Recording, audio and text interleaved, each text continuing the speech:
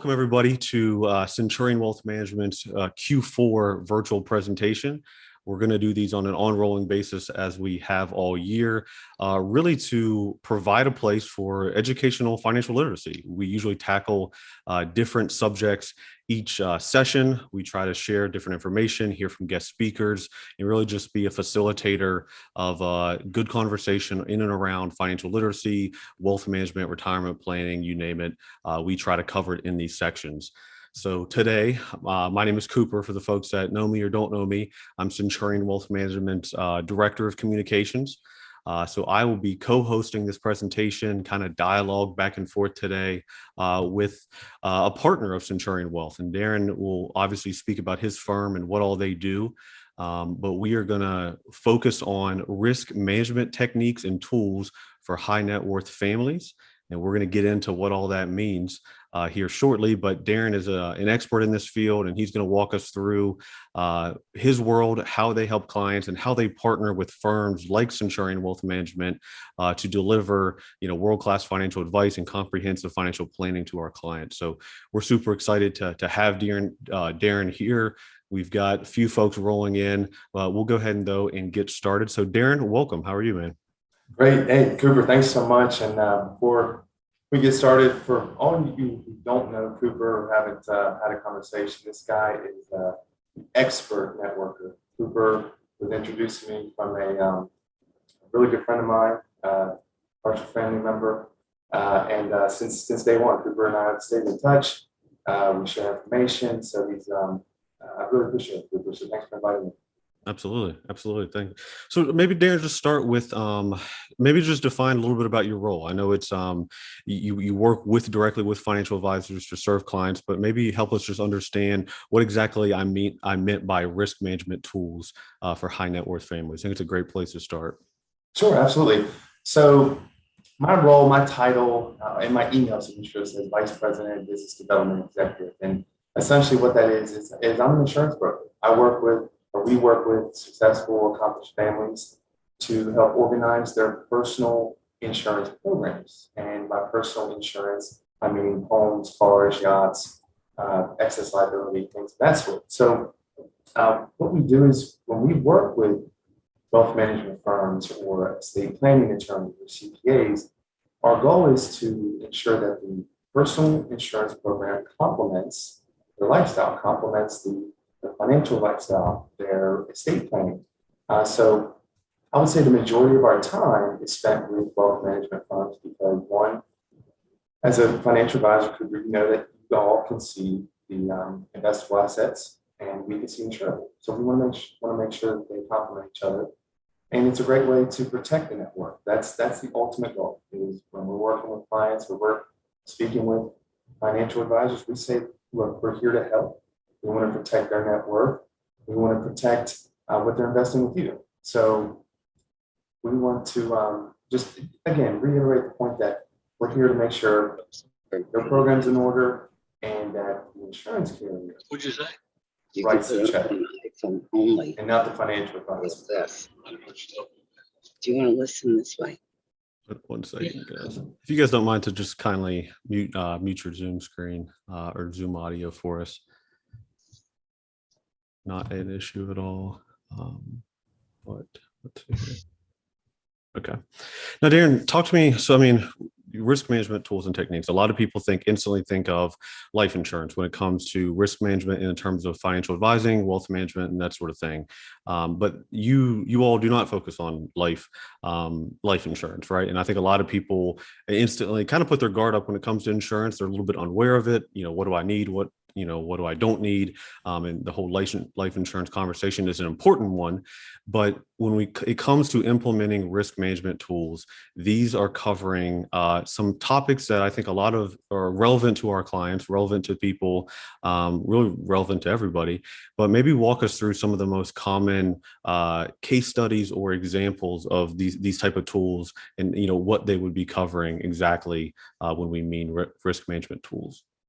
Absolutely. So to answer your first question, no, we don't do any life insurance. Life and health, that's completely separate from what we do. What we like to do is just mention up front, we specialize in personal insurance, so your homes, your cars, your boats. Mhm. And looking at it from a tool or a high level view is we want to make sure that these clients, these families, they have enough coverage. And one of the questions we get is, how much is enough? How do I know when it's enough? Well, that's part of the process. That's part of us digging into these policies, allowing us to see, okay, what do you currently have? What could we maybe help with? And if not, we gladly will tell these clients, these families, what you have looks great. We love to have you, we'd love to work with you, but we can't do anything further. So it's really, I would say, you mentioned putting up that guard. It is true. It comes up because it's, anytime we're in sales, but realistically, we are here to advise. It's more consultative and not transaction. And I think that's one of the points I try to drive home is, listen, it's an open conversation. There's nothing that, there's nothing here that I'm trying to push, trying to sell. It's an open conversation. How can we help? How can we help service you? Or how can we help your financial advisor make sure that you're protected? And folks listening to that, so outside of life insurance, what other risks do we have in life? And I think, Darren, you had a great example we were speaking previously is if someone were to break into your home, what are the things that they would be looking for, right? What are those insurable things what are the things that they would be after? And those are the insurable things. That's just a small example of, expensive jewelry and personal belongings. We actually also were talking about if you have a Civil War collection and the value of it's $100,000 of, antique rifles and Union Army uniforms, that's an asset that could be protected through an insurance policy. And that is what we mean by risk management techniques and tools. I believe, Darren, I made you the host now. So if you do want to share your screen, you should be able to now. Sure. Absolutely. Give me 1 second here. Okay. And folks listening, feel free to drop questions in there. Hypotheticals, questions. Of course, if it's a personal question, you can save it and schedule a meeting. But if you feel like it's relevant to the conversation, feel free, by all means, to drop it in there. So again, Cooper, thanks so much. I promise, this is a PowerPoint presentation, but it's more about information on who we are, what we do, and how we might be able to help. This is something that I truly enjoy doing. I truly enjoy presenting. And full disclosure, you're going to hear a lot of French, if you will. You're going to hear me say we a lot. We. And before I get started, I want to make a very important shout out. I'm not able to do what I do and enjoy what I do and work with people like Cooper without my team who's beside me and behind the scenes. So although you can't see him, you have to see me today, unfortunately. Major shout out and a thank you to everyone on my team because it allows me to do things like this. So Cooper, if you don't mind, what I'll do is I'm just going to go through a couple of points. I have some interesting bits of information about our company, what we do, and then some real life stories that I think will resonate well with some of the viewers. That sounds perfect. Okay, great. So who we are. Cooper mentioned that again, I'm an insurance broker with Marsh McLennan. Marsh McLennan, for those who are not aware of the name or haven't heard of the name, it's the largest insurance brokerage firm in the world with about 80,000 plus employees. And within Marsh McLennan is Marsh McLennan Private Client Services. And again, this is where we focus on personal insurance. So Private Client Services, the division within Marsh, we have about 100 offices, quickly approaching 1,000. Our colleague Mark, licensed in all 50 states. And what I like to stress about us is, we have a global reach, we have global support, but you're also going to get a boutique experience. You're going to feel that like you're the only client. And I'll touch on that when we get to the communication aspect. But a lot of times many families are a little bit hesitant or large companies get a bad name, but we try to emphasize that we are here and we take a lot of pride in our service and support. So again, who do we serve? As Cooper mentioned, we work with very accomplished families, individuals, entrepreneurs, executives all across the country, and we help organize, consolidate their insurance programs. It's simply put, we want to help, we want to preserve their wealth, and we want to help them maintain the lifestyles that they're used to living. So at this point, you're probably saying, okay, Darren, we know who you are. We might have heard of Marsh, or we have a general idea of what you do. So why would we work with you and your team? And quite honestly, I don't blame you. I would ask the same thing. So I'm going to break this down into two parts. I'm not going to read verbatim from these points. This is just for illustration purposes only. And the first part being is we take a lot of pride in our service and attention to detail. We understand that these families, these individuals that we work with live very, very unique lifestyles, and they need someone that's going to actually sit down and pay attention to the minor pieces. We'll get into this, but things like trust, LLCs, kids driving, multiple homes, airplanes, yachts. So we take a lot of pride and we have the expertise when it comes to these types of lifestyles. And the second part is, and personally, it's the most important, is we listen. So sales across any industry, a salesman has what they want to accomplish. And many times that's projected on the client. But what we do is quite opposite. We listen to our clients' goals and objectives. We want to understand, okay, what are your areas of concern? What are you passionate about? What do you like to collect? You know, and build that personal relationship to where we get to a point where we know about their kids. We know what school they go to. We know their pets. That seems to be one of the most prevalent topics. And things they like to do. What's their favorite bottle of wine? So it goes beyond just insurance. You know, everybody needs it. Here's my insurance broker. We take a really a strong approach in understanding our clients' wants, needs, desires, and lifestyles. So again, this is just to reiterate a little bit about who we are, what we do. Each client that we work with, they're going to have an assigned client advisor for them anytime they need service, question, auto ID card, and they're stuck at the DMV. And I think this really illustrates, again, how we separate ourselves. Cooper, I can't tell you how many times I hear, I can't get a hold of anybody, or my agent won't return my calls or my emails. Mm-hmm. So very simply put, we answer the phone. We pick up the phone, we answer emails. There's always going to be a point of contact. And I can tell you from experience, I've seen the way my team operates. Communication is imperative. It has to be, especially when we get to working with these family offices or these very, very wealthy families who take service very seriously. So it's monumental to us. It's something we take seriously, and we look forward to showing. So one of the first things you asked me is, you know, kind of elaborate on what we're hearing or some different things that we've come across. And I believe you and I had this conversation, but here's two of the most common statements that we come across. The first being on the left is many families have multiple homes in multiple states. They have a beach home, they have a primary home, they have a lake home, a mountain home, whatever it may be. And that's not a problem. Where the problem lies is they have a different agent for each home. So come time that maybe the home goes and sells, or they renovate the home, they don't know who to call. They're not sure which policies with who. Instead of maybe sitting down and having someone consolidate everything, they're calling several different 800 numbers or several different people, trying to figure out, okay, who's the agent? Who's my communication on this policy? And it's very frustrating. And I see that almost 99% of the time. It's multiple homes, multiple agents. And the second one is, to give you an example, a family, let's say they purchased their first home together and they stick with the same insurance agent and company for the next 10 years. Well, as their wealth accumulates and grows, their insurance program should grow along with them.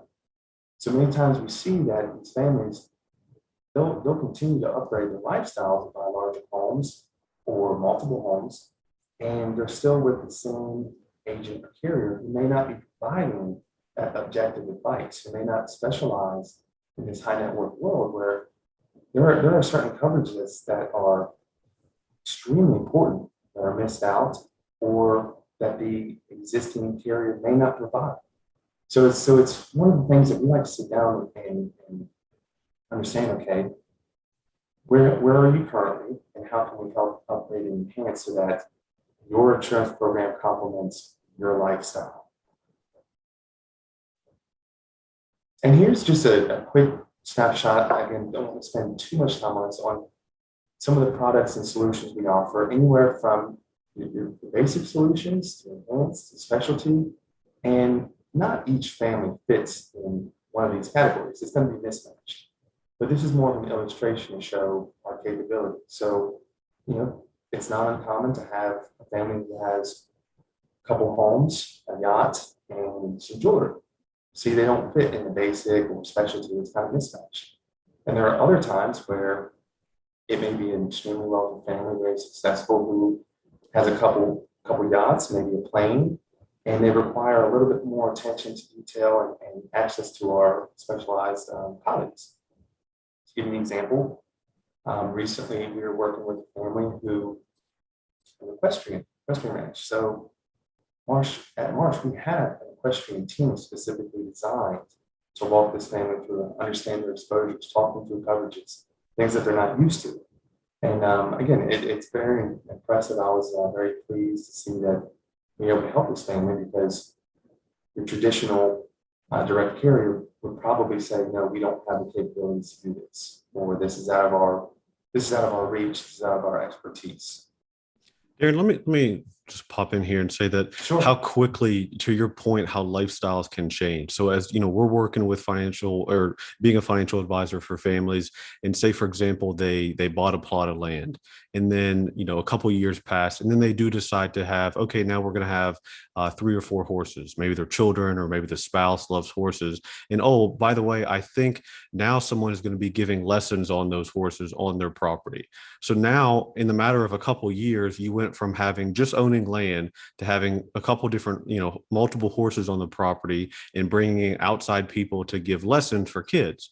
If you were just kind of rolling through that motion, you would maybe not realize that, wow, my liability or my risk exposure has significantly increased. God forbid someone gets hurt on one of those horses.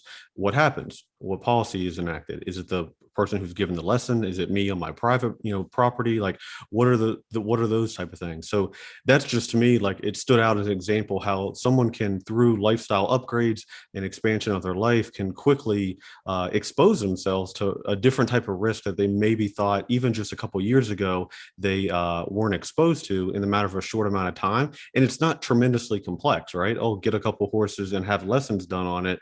But then all of a sudden that could bring in, God forbid, $1 million lawsuit all of a sudden on their hands because they were not properly insured.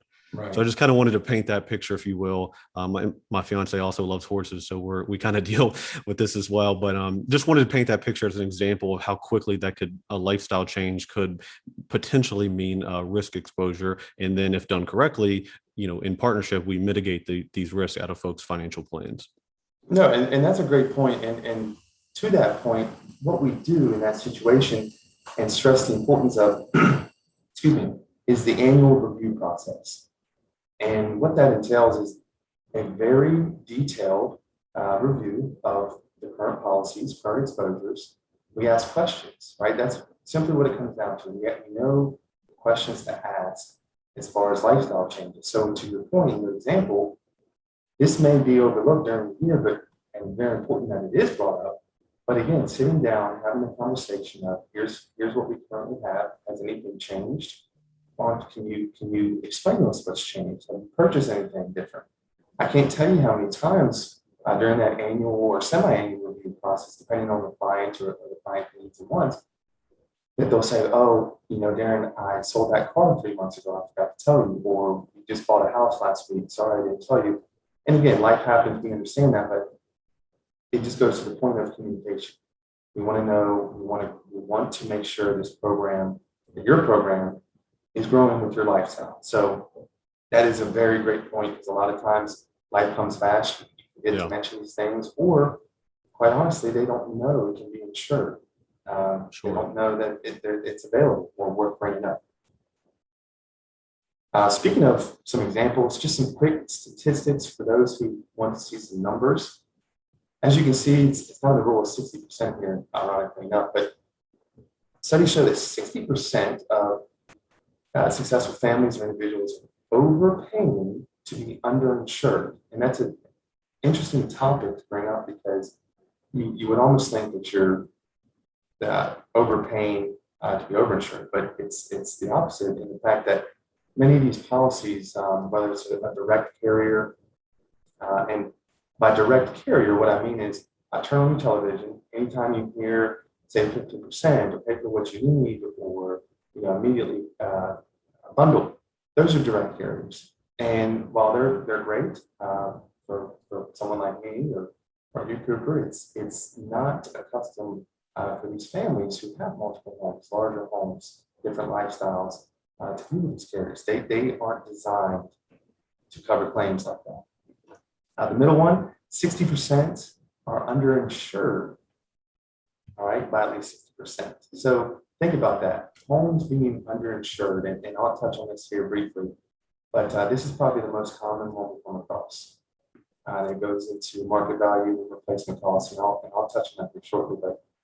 And then the last one, 3 to 5 American homes are underinsured by at least 20%. So going back to that underinsurance example, here's the most, I don't want to say challenging, but most common conversation that we have, and it's that replacement cost versus market value. So when you go to buy a home, you are buying at market value. So things that go into consideration are school zones, neighborhood, quality construction, overall location, right? So you're in a place like Charleston, where I'm located, homes are going to be a little bit more expensive because they understand quality of life. They understand there's beach, there's access to rivers, and it's a different experience. Whereas where I grew up in small town West Virginia, a little bit different. So from a replacement cost standpoint, the insurance carriers are going to insure the home for what it costs to rebuild, so that they're not overinsuring and they're not underinsuring the home. And to give you an example, as how that comes into play, I was recently talking to a claims representative for one of the carriers that we work with. And I said, can you please explain to me why reconstruction costs or replacement costs tends to be higher than purchase price or market value? And here in Charleston, South Carolina, there are a lot of historic homes, and many neighborhoods have the historic district. Well, those materials are significantly more because they're original. And what he explained to me was a single brick in one of these historic homes downtown, a single brick costs anywhere from $8 to $12 a piece. Now, granted, some of these homes are 8,000 square feet. So as you can see, that can quickly add up very easy. So many times we have clients who buy a home for maybe 1 or 3 million, but it's insured for 5 or 6, and they always ask us why. So we honestly, we sit down and explain, this is what's going into, this is what the insurance carrier is looking at from a rebuild cost, because they're on the hook, quite frankly. They're either going to rebuild the home exactly the way it was before, or they're going to write a check. So we like to educate first, educate and advise, because we know it's sometimes it's a shock, because no one's ever actually sat down with them to explain this difference. So, Cooper, you and I had this conversation. This is one of the most common trends we've seen, and it's highly recommended from a liability standpoint. And I know that you wanted me to bring up some talking points on this. So, if you have anything that you wanted to mention before I dig into this, but it's basically insuring properties held by trust or LLC, multiple properties, or having a trust, a holding company with all similar assets. So, did you have anything before I jump in? Yeah, I would just say, guys, with the real estate market, it's extremely hot. A lot of people are interested in second homes. A lot of people are interested in Airbnbs, rental properties. And I think initially a lot of folks think, well, if I just do an LLC, that essentially blanket protects me for everything that could go wrong on this property. Which is an overgeneralization and not necessarily the truth under all circumstances. So Darren and I were talking before this. I wanted him to really just touch on some common points when people are using LLCs and trusts. Of course, these are great financial tools and structures to use, but maybe what it is covering exactly and what it's not covering exactly, and how possibly another another risk management tool or technique might be more beneficial, either on top of it or in partnership with like an LLC. So yeah, that's kind of our general thought process. We have a lot of clients ask about that, and it's a real issue that folks face when building out their portfolio of properties. Absolutely.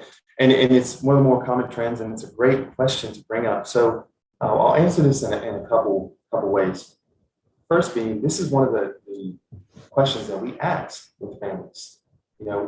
Some of the questions on the left, you'll see, what's the ultimate purpose? Who are the parties? We want to know exactly what the holding company, what the entity is.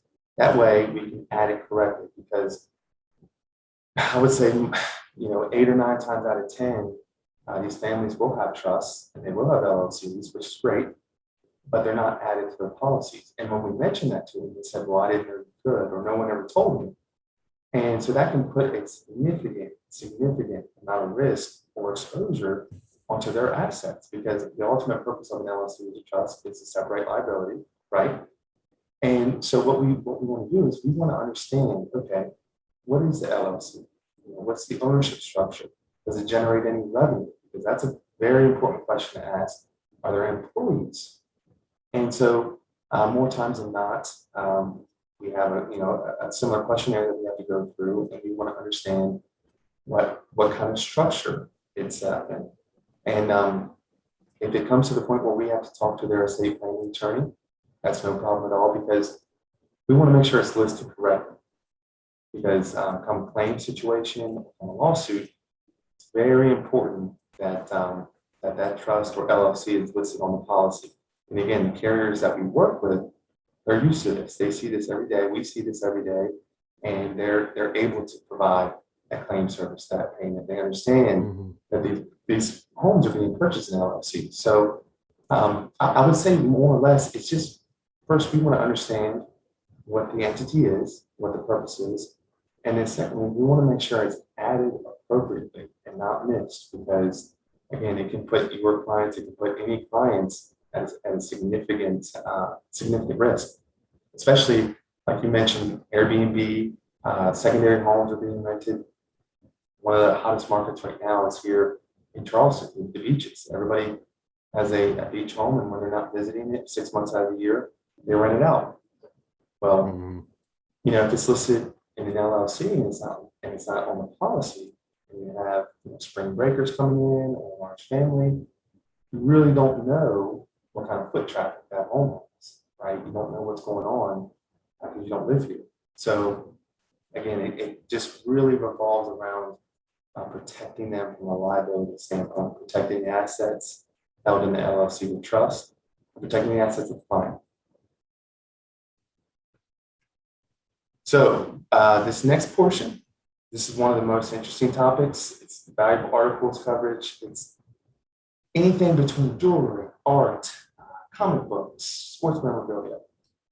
A lot of the times we get the point of the question that, I don't have anything, or I didn't know that insured.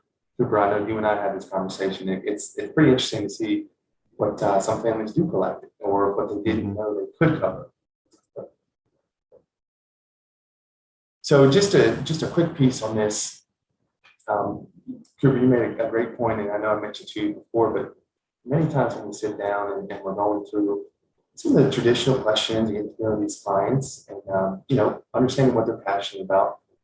More times than not, they say, I don't have anything, or we don't want to schedule anything. And I say, that's great.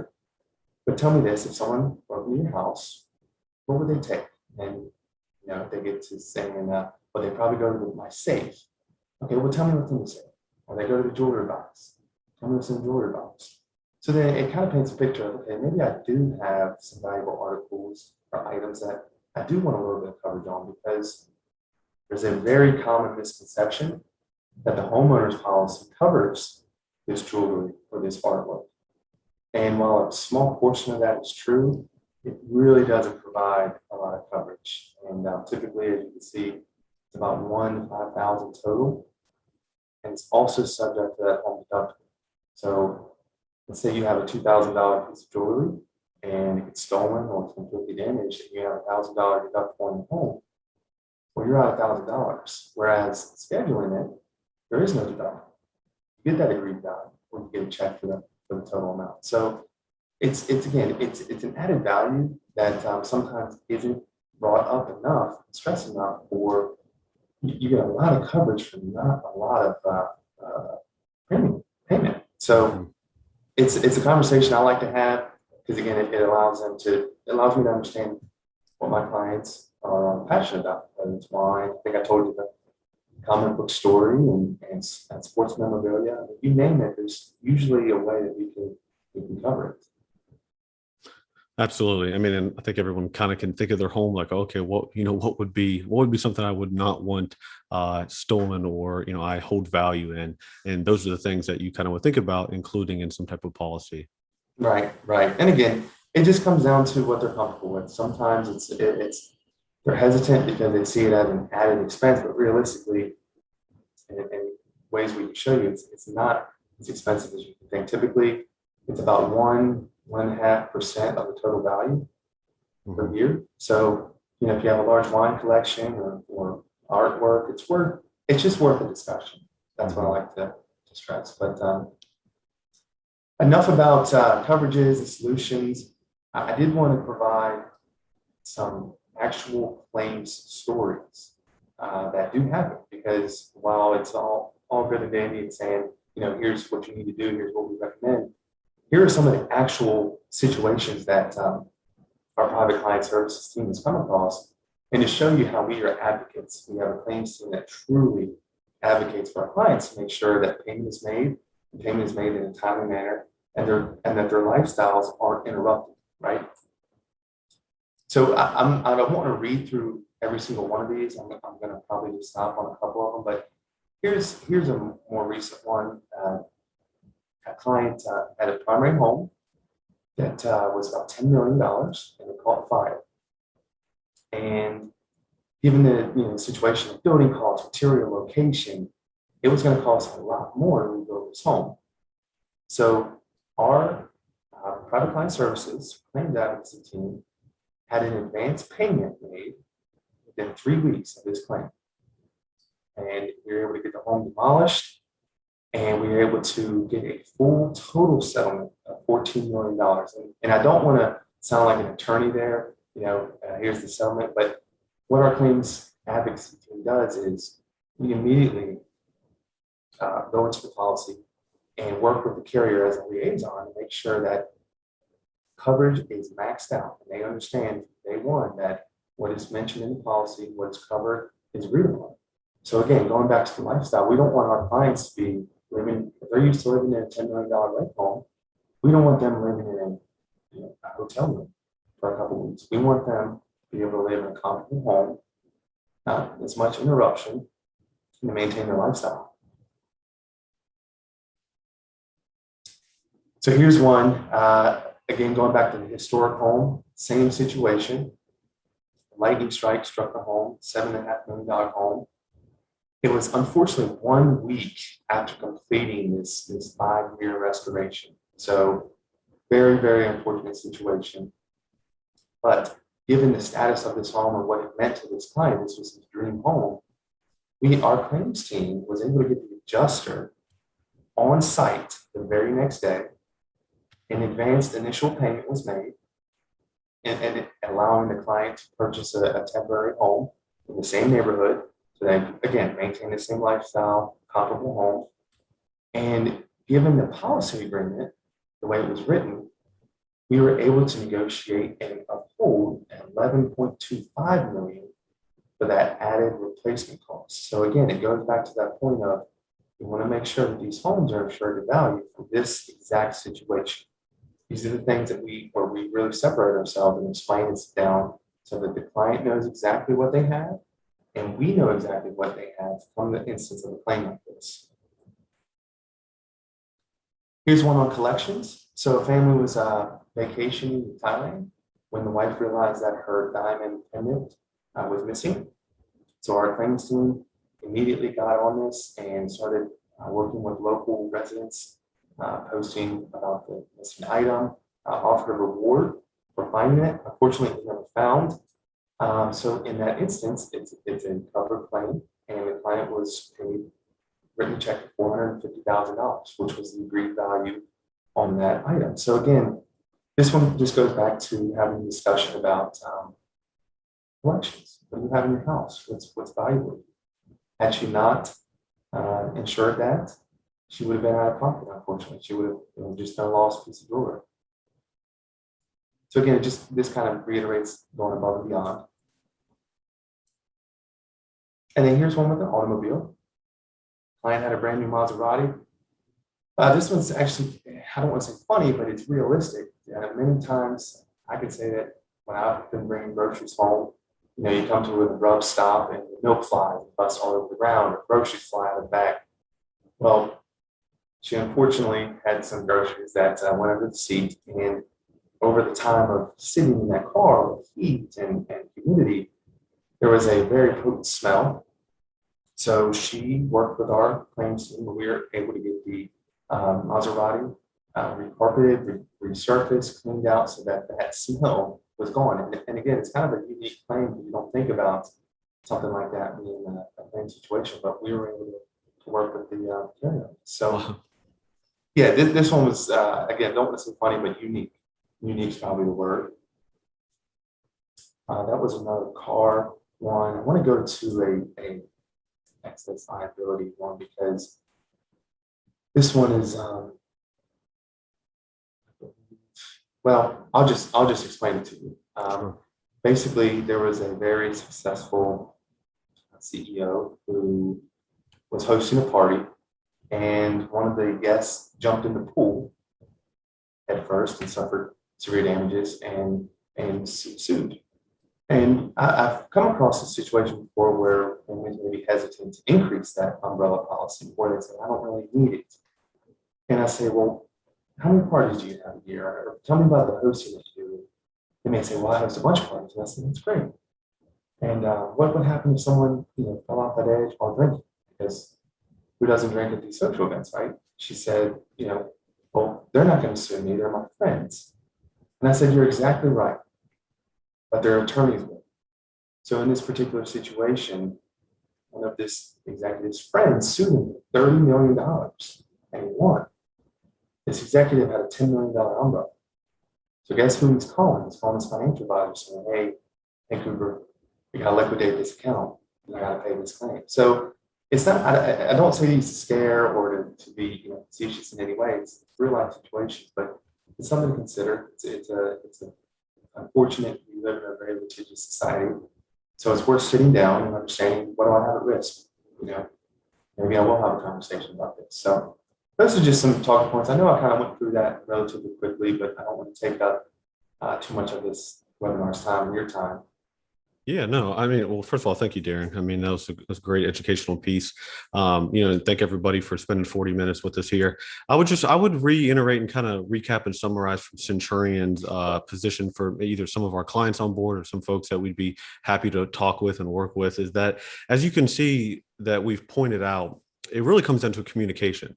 And as fiduciary financial planners, we typically, you could think of as, that person just manages the assets. Centurion tries to think of who are the partners that we need to know and be in partnership with our clients to give them full coverage of everything. So folks like Darren is a group that we would work directly with you as a client and Darren in facilitating this into your current financial plan. And as you can see how he outlined the LLC issue, maybe that's, you think of, my attorney does that person doesn't even need to talk to my agent. Well, actually, probably having the conversation how insurance goes into an LLC, that sort of thing, is an example of where your whole financial team, if you will, ideally, maybe your CPA, your financial advisor, your insurance person, an attorney, all are at least on the same page and work in a coordinated fashion for you. So that way you have a comprehensive financial plan. So that's what we at Centurion facilitate. It's with folks and professionals in subject matter expertise, folks like Darren and his team, to give you not just growing of assets over time and building wealth, but we plan for our dreams and we insure against our nightmares. So risk management is a tool that is often overlooked, but is extremely beneficial when, God forbid, something happens. You truly, truly do need it in place. So hopefully the stories, the takeaways from this, everyone listening can maybe reflect that and apply that to their own personal life. And then, of course, if you have questions or you'd like to meet with Darren or you want to schedule a meeting with us or both of us, we'd be happy to all three jump on Zoom. We certainly can. But today was meant to be educational and informative generally for these things that are out there and us facilitating that conversation. So unless we have any questions, I think we'll let everybody keep rolling with their day. We kindly appreciate the 45 minutes that you guys gave us. And Darren, any closing thoughts that you have? I open the floor back to you. No, I just thank you so much to you and your team for having me. Happy to help any way I can, even if it's just answering simple questions. That's what we're here for. Awesome. Well, thank you guys. Thank you, everybody. Have a great rest of your day, and we will talk to you later. See you guys. All right. Thank you.